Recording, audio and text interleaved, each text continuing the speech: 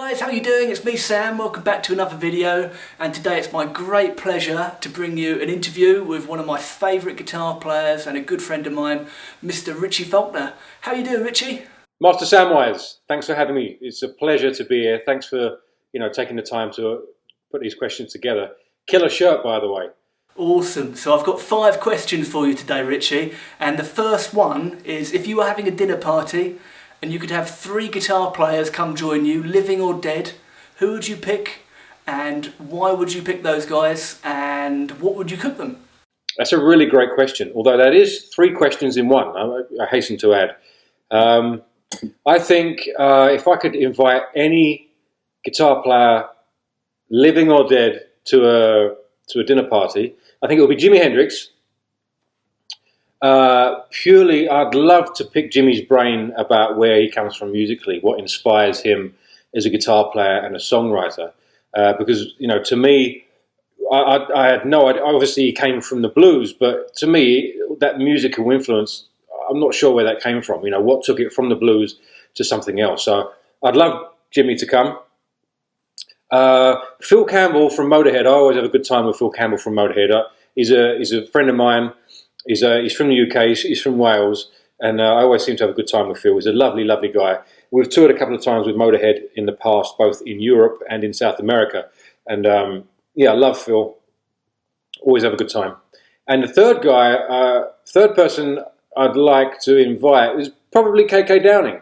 I've never met KK, and if I'm having a dinner party, I'd love to meet him for once and pick his brain about some stories in Priest and that sort of stuff. And purely because I've never got the opportunity to meet and to talk to Ken. So they're my 3.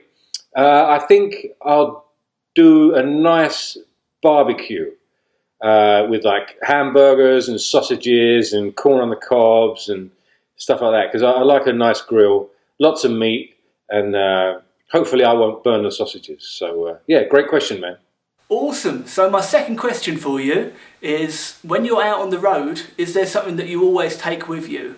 For example, whenever I'm out on the road, I really hate plastic cups. There's nothing worse than a cup of tea from a plastic cup, so I always bring a mug. Is there something similar that you like to bring with you? That's another great question, man. I mean, you're more of an Englishman than I am. I mean, I'm more of a coffee man than a tea man, but I can definitely see how plastic cups would be a bit annoying if you're a tea drinker. I mean, our crew are religiously tea drinkers, and sometimes you go through the amp racks and you can see if there's a little bit of space in there that hasn't been taken up with amps or cables or anything like that. You can rest assured there's either 10 Snickers bars or Mars bars or some boxes of PG Tips in there. So they take up all the space with some smuggled tea bags, which is, why not? As far as myself, I'm fairly low maintenance on the road, I think, when it comes to what I can and can't do without. Unfortunately, these days, I can't do without my phone, calling loved ones or, filming stuff on the road or uploading stuff or doing live sessions or whatever it may be, recording ideas, singing into the phone, musical ideas or whatever. So unfortunately, it's a bit of a boring question, but being low maintenance, I'm always in need of my phone to either, as I said, reach out to loved ones or upload or record some musical ideas. So yeah. Brilliant. So my next question is, if you were 20 today and you were starting a career in music, how would you go about starting a career, seeing how much the world has changed since we were 20-year-olds? Well, that's another great question, man. I mean, to be 20 again, I mean, for me, that's 20 years ago. I mean, I don't know where the time goes, to be honest with you. But I think there's always, the music industry that we're in always changes, and some things get harder, some things get better. I think for anyone, if I was 20, personally, I would, if I was to go back in time to 20-year-old me and give myself some advice, I would probably tell myself to learn to sing. And then by the time I'm 40, I would have somewhat, or hopefully somewhat of a knowledge in how to sing. I think it's a great tool to have in your repertoire, especially as a guitar player, to be able to sing and play, not necessarily at the same time, but just have that vocabulary and that knowledge of how to sing well, I would definitely do that. But I think, the music industry always changes, and there's always adversity in the music industry, and I think that's a good thing. It's good to have adversity and challenge, and it drives us or not to meet those challenges and overcome them. And you grow as a musician, you grow as a person in the pursuit of those challenges. So yeah, I'd learned to sing, and also Glenn Tipton gave me some great advice when he was a young guitar player.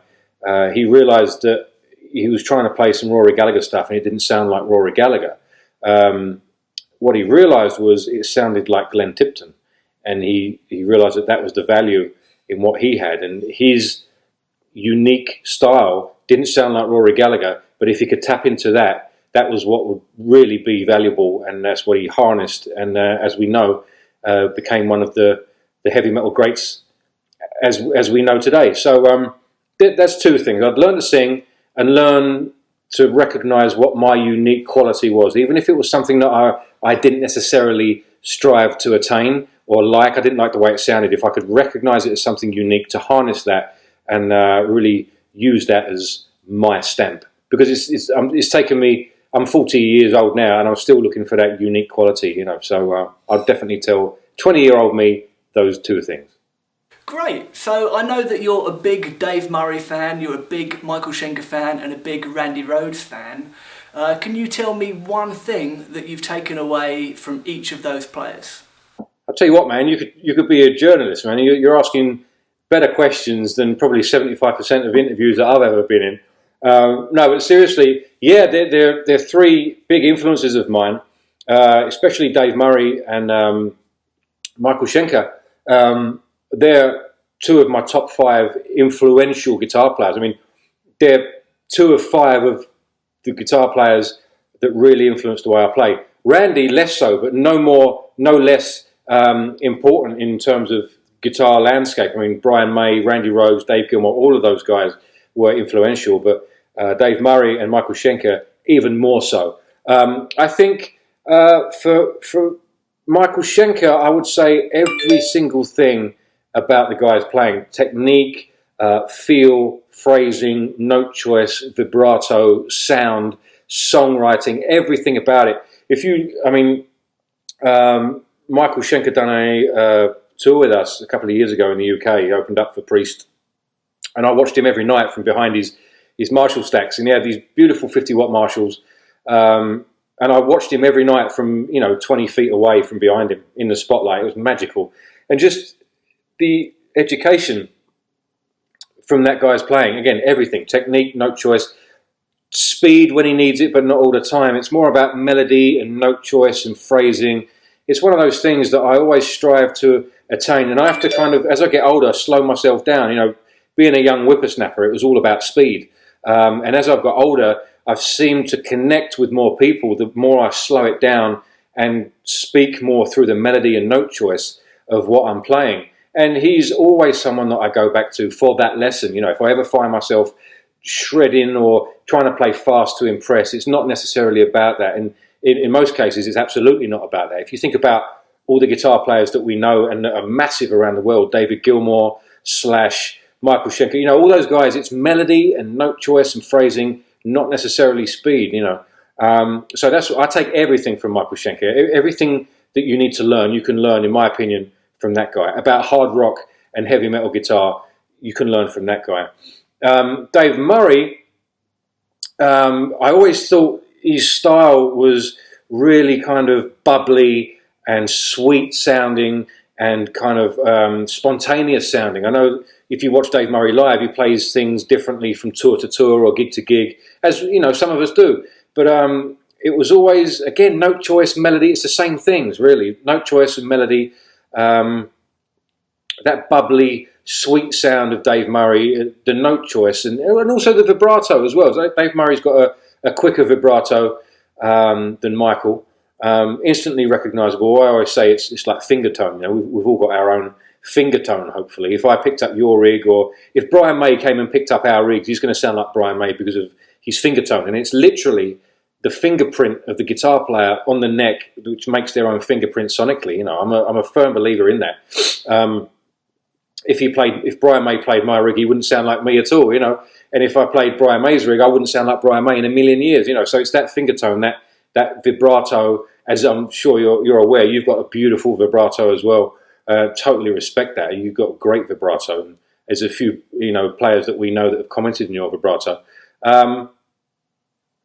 And the third one, I can't remember who the third one was now, but Randy Rhoads. Randy Rhoads, totally the composition aspect of it. Randy Rhoads I came into a bit later on in my guitar influence journey, if you know what I mean. It was originally like Jimi Hendrix and Schenker and Murray and, you know, Thin Lizzy and Priest and Blackmore and all that. And then later on, it was Randy. So it was more of a compositional thing for me, and things that I wasn't necessarily used to in Murray's playing or Schenker's playing. Now, Schenker did have some of that harmonic minor stuff, but Randy Rhoads had even more of it. And from a chord point of view as well, from more of a songwriting compositional point of view, not only in the melodies of the solos. And the way that he constructed the solos were, I'm not the first one to say it, but they were like small songs in the song. But it was just the way that he constructed songs, riffs and solos, which was just slightly unorthodox for me, but still in the same blueprint and the same world that I was used to. I could associate with it, but it was something new to me and something a bit more advanced compositionally than what I'd been exposed to before. So they're the three guys and how they influenced me in different ways. Thanks so much, Richie. One more question for you, sir. So I know that you're a massive Star Wars fan, as am I, and I was wondering if you think that there are any parallels between being a rock musician and a Jedi Knight. Once again, Master Sam, that's a great question. Something that, you know, makes me think. It's a great question.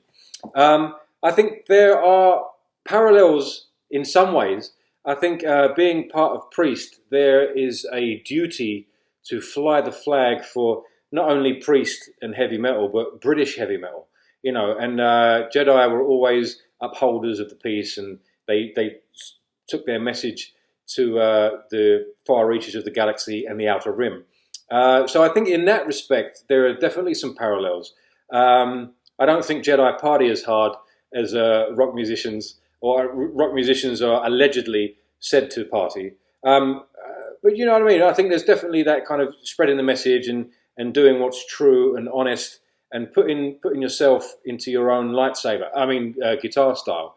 Yeah, I mean, and as far, I mean, you can see there's one on each side of me. That these are guitars that I've constructed because lightsabers don't exist, and that's probably the only reason I started playing guitar, so I can wield a sonic lightsaber. But all joking aside, they're creations that over time, as you see, this one here has got P90s and a Floyd Rose and stuff, and this one's got EMGs, and these are creations that I've constructed based on my own style and my own sound and my own signature over the years. The way that Jedi construct their own lightsabers based on their own abilities and their own choices.